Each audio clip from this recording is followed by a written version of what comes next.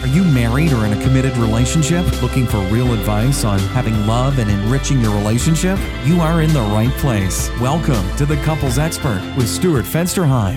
Hi there, and welcome to the Couples Expert podcast. This is Stuart Fensterheim, the Couples Expert, and I am so very excited to be coming to you this week in July of all weeks, because there are many holidays in July. We've just recently been through July 4th, Independence Day, and we can be all proud to be part of this country. And if you're listening outside of the United States, I want you to be proud of the country that you live in. But the more important holidays for me are not July 4th in July. There are some really, really fun holidays. And today is July 26th, first of all. And I want to thank and really express a congratulations for the aunts and uncles out there, because you guys have a holiday in July. I didn't even know that today is Uncle and Aunt Day. For me, though, and it really brings me back to my childhood, there's another day in July that to me is quite special, and that is on July 27th. That's tomorrow. It's Bugs Bunny's birthday, and the Bugs Bunny cartoon first debuted in 1940, and I remember every single Saturday morning watching cartoons with my brothers, and Bugs Bunny was our favorite cartoon. And July 27th is Bugs Bunny's birthday. But second to that, for me, because one of my most favorite foods are hot dogs. And I don't know how many of you love hot dogs. But July 27th is also National Chili Dog Day. Now, I'm not really a chili dog person, but any day that we can celebrate a hot dog, I'm there.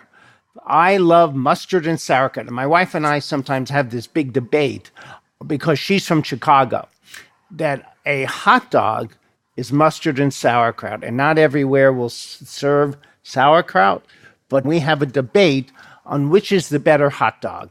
The New York style hot dog for me, which is mustard and sauerkraut, or for her, it's the pickles, the hot peppers, and a Chicago hot dog.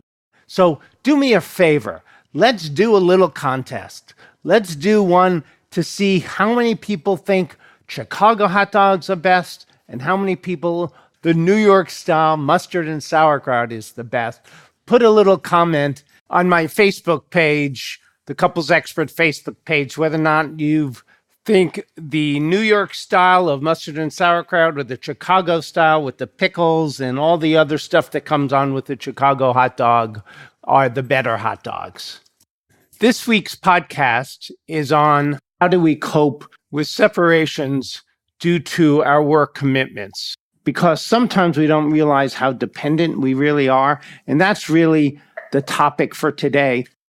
Healthy relationships in and itself are interdependent, which means that we come to really depend on each other to give us some of the needs that we need from a relationship. And some of those are individual needs as well, that my partner's feedback to me is going to help me feel good about who I am as an individual.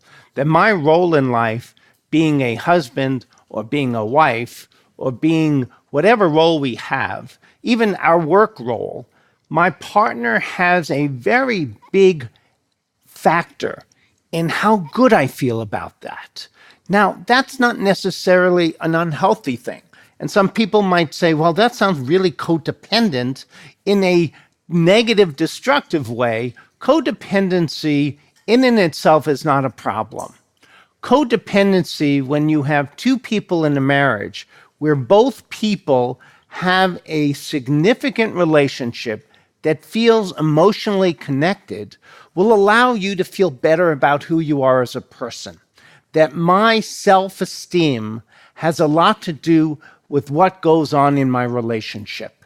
If my relationship is struggling, I'm not going to feel as good as a person, as a man, as someone in this world, feeling like one of the best things that I have going is that relationship at home. And that when that relationship at home is struggling, I don't feel good. So I look to my partner to help me with some of the feedback that I might need in a feedback loop kind of way. But not only in that, but also in the things that go on in the house. Division of labor. Who does the cooking? Who does the cleaning? I recall when my stepmom passed away, one of the big challenges for my father was learning to cook, because his wife, my stepmom, really was the one that did all the cooking. And when she died, which is a little different of a topic of a conversation than we're having today, but when she passed away, he now had to do certain things that he never, ever did before. And it impacted his living. And as a result of a work separation, sometimes what's going to happen is that division of labor, something that you thought you could always have and depend on your partner for doing, that gets yanked away, but temporarily. But it still might be yanked away over an extended period of time. And I want to just clarify something. We're not talking about things like military families, because that's a whole other topic that we've done before, and I think we may need to do again. But this topic that I'm talking about, and I find this much more with sort of the engineer and architecture and some of the businesses in which you, as part of a business, may be asked to travel to Europe and stay there for a month or two. And when you go, there's going to be very limited contact that you'll be able to have in terms of coming back home and spending a physical time with your family. So now you have an extended separation based on your work, and it's something that you don't really control. You can't turn to your boss and say, no, I'm not going, because that's part of your job. Now, the two of you may have had conversations about this previously, that this is part of what's gone on, or this is part of what's in my professional life will require me to periodically leave, but sometimes it doesn't happen for a very extended period of time. Or the other factor that we could look at, sometimes because of the nature of our world, people lose their job. And the job that they then find requires travel. And how do we really not allow that separation to have a negative impact on our marriage? And that's really what we're talking about. So the division of labor is one of the first things that you'll probably notice is significantly different now, because now you have to do the things that your partner once did. Examples of this may be things such as the cooking. Who cooks? Laundry, yards, the yard in your home, cutting the grass. I know a lot of people who has never ever cut their grass with a lawnmower before, and it freaks them out. And they're now in this position where their partner, typically it's the man, is now traveling, and the yard grass is sky high. And what do we do about it? Do I hire someone? But sometimes financially, that's not even an option. I have to now learn how to do that myself. Now, we could say there's some positives that might come from this, and I would suggest there are. I think sometimes, I used to be a manager of a McDonald's years and years and years ago. And one of the things that we did to make sure that when we hired someone, we cross-trained them.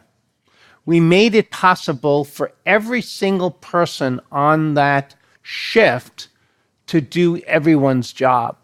And I think we don't think about that. I think there are a lot of women who say to their husbands, you may not step foot in this kitchen because you always mess it up. I don't recommend that whatsoever. I think cooking could be something that can actually be a romantic experience for a couple, and that the two of you should sometimes cook together, and the man should sometimes take over the kitchen completely so that he learns and understands what goes into cooking a meal. Not only because one day he may have to do it himself, but because sometimes you don't want to cook. And wouldn't it be nice to have a relationship with someone that you can turn to and go, I've just had it up to here with cooking. Could you please make me a meal? And that when you do that, you don't shake in your boots that your whole kitchen will be a disaster. And the only way that happens is if you work together and show each other what goes into the cooking. The same is true with the yard work. There are so many women that have never stepped foot into a guy's garage or understands what they do with the chores around the house or the handyman jobs that they do, or how to change a light bulb in a recessant light, how to even open a ladder, how to change the oil in your cars. If the guy's a handyman and he does those kinds of things, why don't you have him show you how he does it? How to change a tire. If you're broken down, you want to be able to do those things. These are the kinds of things that we end up depending on our partners for, and that when they are needing to move and go to another location because of work, meaning that they now are living away temporarily for a month, it's all on your shoulders. And you have to be able to do that. You have to feel like you're not being abandoned. And one of the biggest ones, I think, are doctor's appointments. So many of you have never even called your doctor before. And I think those are the kinds of things that our partners do for us that we don't even know how to do, such as calling the insurance company and checking out the benefits. These are critical things that, unless you are suited and know how to handle, can have you feeling so overwhelmed, and are the things that you need to be doing together so that your partner feels very capable if that separation occurs. Here's another one, by the way. Driving kids to their activities, or dropping them off at school. I remember this. This was sort of an interesting one for me because my wife used to be the one dropping kids off at the elementary school. And then something happened because she was traveling. This is a true story. And I had to do it. I had to be the one that drops the kids off. And I would get yelled at by the people where I was dropping off. No, you don't come in that way. You come in around the other way. What do you mean you're sitting there looking at your phone? There's a line behind you. You need to keep moving. How to know which group of kids that I should drive up and pick up my kids, where those are they located, and that pickups and drop-offs sometimes are different. How we do those. I never knew that. I had to learn that the hard way. Wouldn't it be nice that periodically you guys do that together? And if you don't, that you teach each other about those things, not when you need it, but even before. You are cross-training each other to be partners in the truest sense of the word. And what happens, how do we deal with this when your partner is taken away?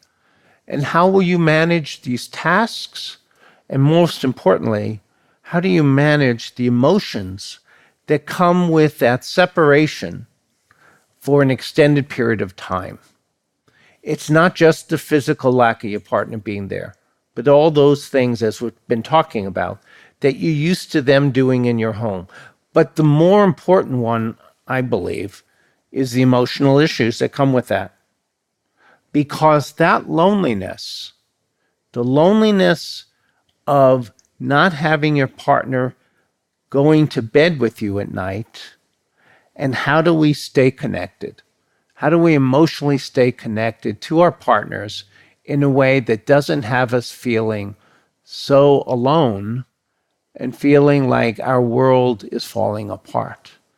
And for so many of us, we depend on our partner for our emotional well-being, both from a feedback standpoint from them, and sometimes it's just about turning over and seeing our partners there and saying our world is good because we're sharing our life, and how we interpret it with being able to, in the middle of the night, wake up, look over your partner, smile knowing that you have this relationship which is so wonderful and they're there for you.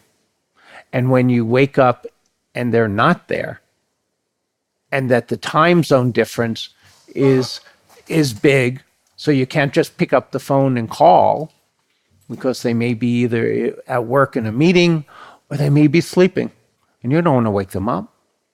How do we cope with those emotions? That's really the bigger challenge here, I think. And so often what we don't do is talk about this. And as a couple, the two of you need to have these conversations. When you have a job in which travel may be part of the picture, you have to talk about not only the task, but the emotional consequences to it. And not all of us feel suited for that. And sometimes if we find ourselves not being suited, how do we have those dialogues? How do we talk about the impact of a job knowing that that job is our primary source of income and that it may not feel emotionally that we can handle it? And what I want to suggest to every single couple out there that is going through this experience and understands what we're talking about here is that you can handle this. This is not a black and white issue. Even if you feel like you're someone that needs my partner there all the time because my life doesn't feel good, and yet they have to travel on a frequent basis. And I have some couples who both people travel a lot, which makes it a whole lot easier. But the more difficult ones are couples who have one partner that travels and one stays home. Now, I do have some couples that I've worked with where the issue is they rotate who the traveling partner is, and that actually works better because there's a deeper understanding of the difficulties that come with that. But so often, and what I have found more recently, the dilemma becomes when someone loses a job and now the new job that they take is one in which they have to travel, and it's not what the two of them bargained for. But yet, it's a good job. It's a job that the person likes. It's actually a job that they find great pleasure from. And how do we make this work when it's not the emotional needs aren't meeting my partners because they need someone more present? And yet, everyone wants each other to be happy. And how do we cope with that? Because both of you are important to each other, and both of you want each other to feel good about both your work life and your home life. So what I'm going to do is talk more specifically now on how do you cope with these particular issues, and what can you do to stay emotionally connected, and the advantages that we now have that have to do with technology and FaceTime and Skype and all different kinds of uses of the computer, that we can really stay close even when we're physically apart. It's true. You don't have to give up on your relationship or settle for feeling lost or as if something is missing. You just need to know how to connect with your partner in a way that allows the two of you to feel loved and appreciated. But the problem is that many couples don't have the tools They need to navigate the ups and downs of a relationship without causing relationship injuries to one another. Yet they wonder what happened to the friendship that you used to share. How did it get from where it was in the beginning of the relationship to where you are now, feeling alone, disappointed, and hurt? And yet, you just can't seem to move forward to be happy again. Thankfully, this problem can be fixed, and that's where the 2 days and 7 conversation Hold Me Tight workshop comes in. Just 2 days, you will understand what you and your partner need to have a relationship where both of you are on the same page, working together to have that close relationship you only once dreamed of. Check it out at www.thecouplesexperts.com. Your relationship deserves the two of you feeling that closeness you once had. Let's get back to what we were talking about, which how do we cope with those emotional issues? And the feeling of being lonely is really hard. So what we want to do is try to get a regular schedule of connection in different media formats, such as email, sending each other at least one email a day and making a commitment that you're going to do that, particularly if you're in a situation where there's a big time difference. Email could be a wonderful way to really stay close. And what it allows both of you to do is to feel like, wow, I know when I wake up in the morning, I get to read an email from my partner that they took the time and energy to put together. And in that email, they're going to tell me about their day. They're not going to just have it be facts, though.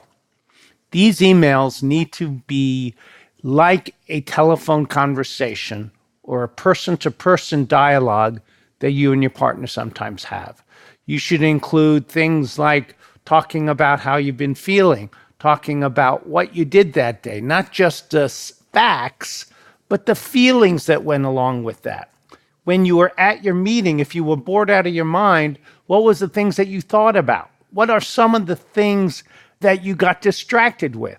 And here's an important one, guys and ladies. Was there time during that day that you thought about your partner and you thought about how much you missed them? And can you, in writing, put down that experience and the sadness and the hope and the joys and the plans that in your brain, because this happens to me all the time, I'm sitting in a conference and I start thinking about times that my wife and I and things we can do, both like a vacation or for a weekend or a movie I might want to see. Can we really make that email not just an email? And that also goes true with text. Text is a little bit more powerful, I think, but so many of us are in meetings that we can't even text, because so many times that would be not only unproductive, but that would be inappropriate. But when you can, sending a text, and now that we have our phones with us all the time, and most people who travel have a smartphone because that's the kind of work that we do, you can send a video text rather quickly, going from meeting to meeting, a quick Snapchat or a quick video that says, thinking about you, running to my meeting, love you, bye. That's it. It's not that difficult. And I think so many people make it bigger than it is, but you don't know the power of that.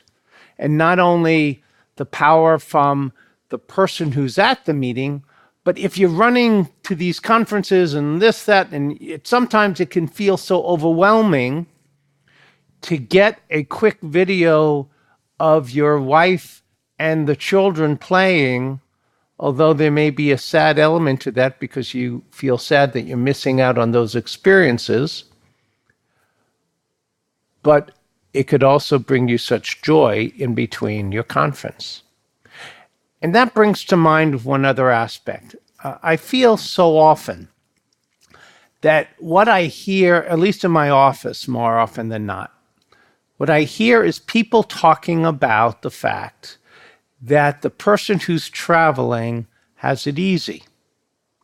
And I hear about the loss from the partner at home, but there isn't as much of an understanding that the partner who's leaving has their own agenda with that, meaning that being away, particularly when the children are younger, is really hard.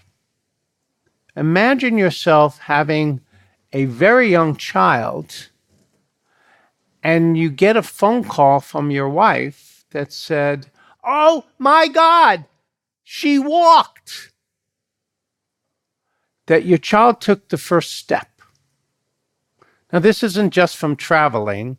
This is understanding each other's perspective, and you weren't there for it. That you missed out because of a meeting. That you had to get on a plane and travel to some exotic place, which is fun to go to an exotic place, but maybe not so much fun if you're traveling all the time, because then it's just one hotel room after another. Don't forget about that one. And you miss out on life's most precious moments. What's that like? And what's it like for your partner sitting at home wishing they could have shared that with you? Both of you have a perspective on these missed opportunities, missed experiences that when you're away from your partner, you lose out on. So it's not just about the tasks. It's about the life that we're sharing and being part of each other's world as much as you can. And one of the messages throughout all of this that I hope you're hearing is that you need to make every moment together count. Not only if you travel, every single day of your life together, every moment should be a memory to remember. And that if you don't focus on the things that are working, the good things, the opportunity, the fact that the two of you have a healthy life and are living together and care about one another, and that the world is really okay. If that doesn't become more of the conversations that you have, and it more is about the negative and what's missing, that you're a half-empty person, try to become a half-full. Even if you have to work at that. And that's the other piece of this that I think we have to talk about. Sometimes the partner that travel is that positive perspective. How do we keep that in it? Put those things in the emails too. Encourage one another. Share the wonders of your world together and what is working and what you appreciate about each other every single day of your life together. And don't let your traveling stop that from happening. The nice part about technology, and I just mentioned the video a couple minutes ago, is FaceTime phone calls are critical, particularly if you're in a relationship that has struggled a little bit with trust. And sometimes that becomes a major problem. And I don't want to get into the whole concept of infidelity and those types of things in this podcast, because we've had other podcasts about that issue. But the most important thing that helps couples is you got to see each other. And FaceTime allows you to have phone calls and not just on the phone and wondering, is your partner really watching or doing something else? Or are they present? And when I do my appointments, and I do some appointments with Skype, for example, I love those appointments because a telephone session doesn't give me the nonverbals.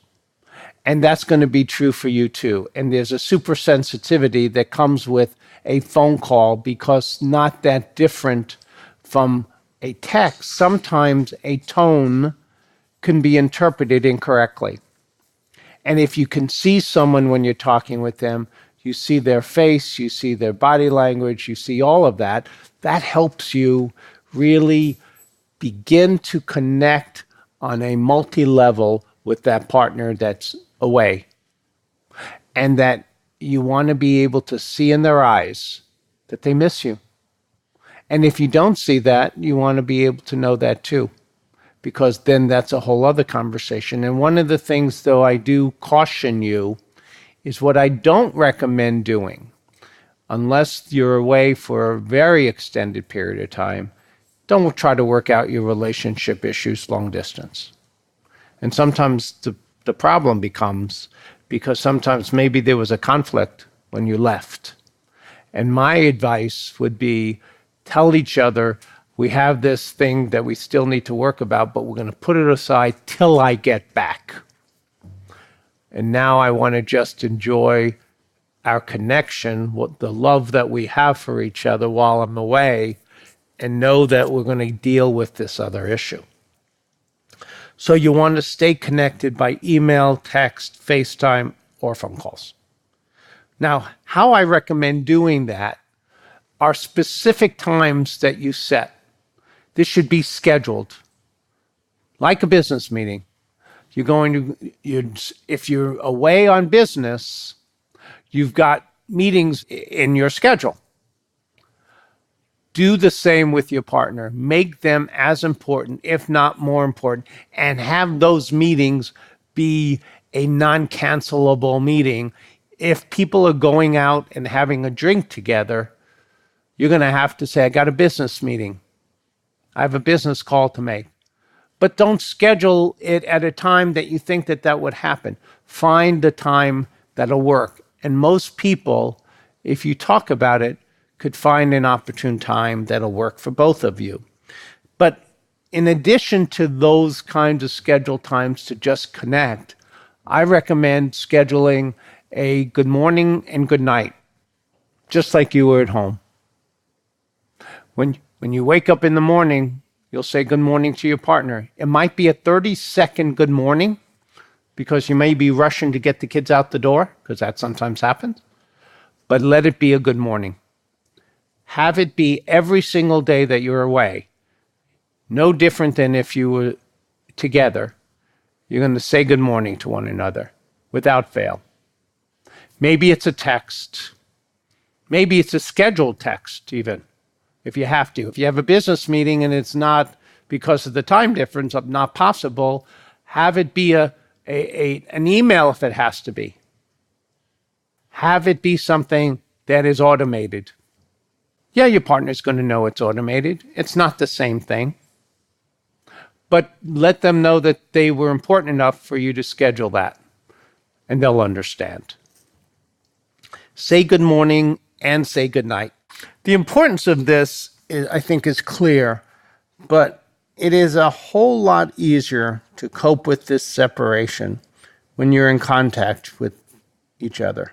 Hearing your partner's voice, seeing their face, getting text messages regularly, having regular check-ins, and using the technology that we have just really allows the two of you to stay emotionally close in spite of the distance. And you want to make sure that if you're a partner is one that travels a lot, it's even more important to have these date nights when they're here, because you want to have plenty of couples time that is just the two of you. And what you don't want that time to be is a time of complaining about your job, the kids. Don't nag or guilt your partner for having the job that they have and having to move away or travel on a regular basis. You have to realize, and this is part of the dialogue, part of the emails that I want you to share with one another when you do have some distance, is letting each other know the difficulty it is without blame, without a way of saying, I don't think that you understand how hard it is, because that's the kind of feedback that we give to each other. And before you know it, it pulls people emotionally away from one another. What I want you to realize is that if you're in a partnership, if you're in a marriage, and this is part of the marriage, you both are impacted. And that it's just as hard on each of you as it is on the other. And that it's a choice that the two of you are making. Sometimes it's a choice where you don't have a choice, but there is a sense of acceptance that has to go into this, that the two of you together have made the choice on that this is the best thing that is out there now for your family. And that both of you have to deal with the good and the bad of it.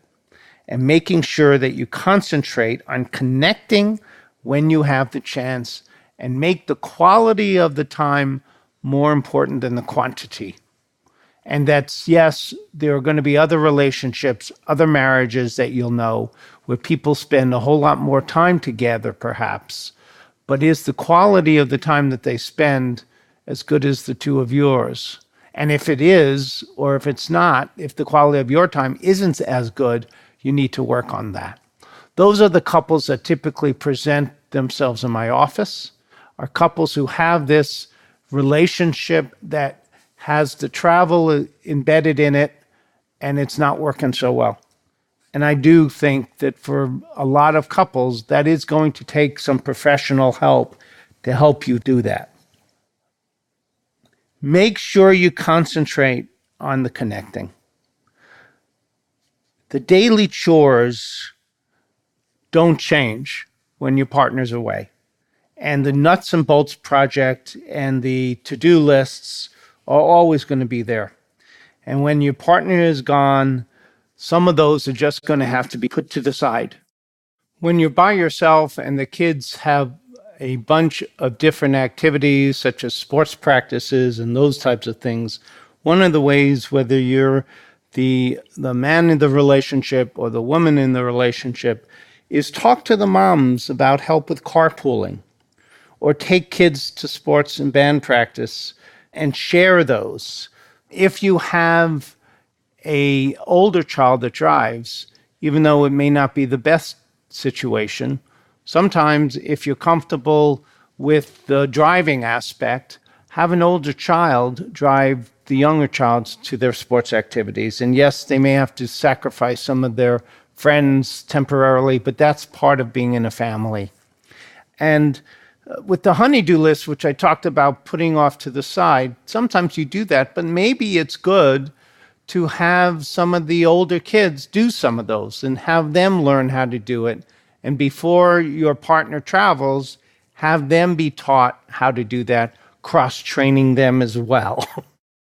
The important thing here is that you're in this relationship together, and that if there is the financial resources, paying someone to do some of these things is okay as well. So when we talk about the cooking, for example, yes, you may be able to cook some eggs in a basic dinner, but maybe if someone's gone for a while, you don't want to just always do that. So you can enlist some of these services, and now there are these services such as Blue Apron, and Safeway, I think, grocery stores, at least out here, are starting one in which there's these pre-cooked meals. But you want to keep the meals healthy and not just do pizza and wings, guys. So you want to really talk about all of these things early so that the two of you have really planned for how to handle these distances. And so often, and the bigger problem is the dialogue never happens until it's after the fact, or it's happening at the time and there's hurt feelings as a result of it. So be a team in the truest sense of the word, looking at your lives, looking at the situations, and working as a couple and acknowledging the difficulty. Sometimes just being present with that acknowledgement will bring this to really make this not as difficult to contend with on a regular basis. So thank you for joining me again this week on the Couples Expert podcast, and love each other. That is the most important thing. be in this relationship, go all in, even when there are challenges, facing the facts that no challenge is too great if you're in it together. I wanted to let all of you know just how much I appreciate you for taking time out of your busy schedules to listen to the Couples Expert podcast, and let you know that I'm going to be taking a break from recordings in the month of August. My plan is for my wife and I to take a well-needed vacation, and we're going to be going on a cruise. I'm going to be living out what I teach, which is that you and your partner should take a vacation every single year. It's our annual vacation that we take, and we're going on a cruise to England and Oslo and Bruges, and I'm very excited about it. And I'm going to be tuning out, not bringing my phone or computer or iPad or anything that might distract my wife and I from just really enjoying each other's company and having us have a vacation of a lifetime. But what I've asked my staff to do is to replay some of the more popular episodes. And I'm going to be returning with new episodes in September. So that'll be our new season, I guess. And I hope you all have a wonderful month of August. And I look forward to bringing all of you more exciting guests and information on having that most important, close, connected, emotionally secure relationship. Take care, and we'll see you next time. Bye-bye now. Thank you for listening. This episode has ended, but your journey continues. Head over to www.thecouplesexperts.com to access all the links and resources mentioned in this episode, as well as bonus content exclusive to podcast listeners. Enjoyed this episode? Why not hit subscribe now and never miss an episode?